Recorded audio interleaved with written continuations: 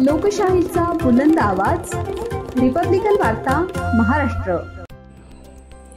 जायकवाडी धरणाने धोक्याची पातळी ओलांडली। सर्व 27 दरवाजे 8 फुटाने उघडले। बातमी येते पैठण येथून। सलग 2 दिवसांपासून झालेल्या मुसळधार पावसामुळे जायकवाडी धरण पूर्ण क्षमतेने भरले आहे। त्यामुळे आज दुपारी 3:15 ते 3:30 या वेळेत धरणाचे सर्व 27 दरवाजे प्रत्येक 8 फुटांनी उघडण्यात आले। यावेळी धरणातून गोदावरी नदीपात्रात तब्बल 2,26,000 क्युसेक पाण्याचा विसर्ग सोडण्यात आला। सुरुवातीला धरणाचे आपत्कालीन 9 दरवाजे अर्धा फूट उघडून हळूहळू पाणी सोडण्यात आले। त्यानंतर वाढता पाणी प्रवाह लक्षात घेता सर्व दरवाजे 8 फुटांनी उघडण्याचा निर्णय घेण्यात आला।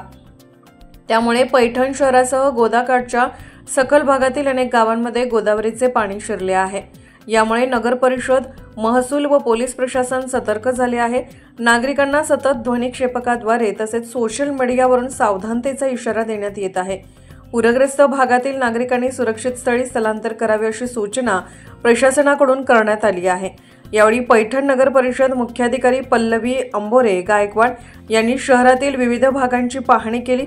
त्यांच्यासह नगरसेवक बाळूमाने, बादशाह परळकर, मोतीलाल गुंगासे आदी नगरसेवक व नगर परिषद कर्मचारी धर्मराज उजगरे, अशोक पगारे, चंद्रकांत पगारे यांनी पूरस्थितीवर नियंत्रण ठेवण्यासाठी काम केले।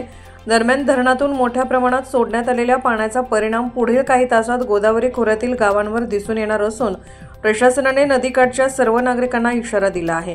रिपब्लिकन वार्ता महाराष्ट्र न्यूजसाठी पैठण प्रतिनिधी Sunil Adsul, Chhatrapati Sambhajinagar. Subscribe now and press the bell icon. Never miss an update.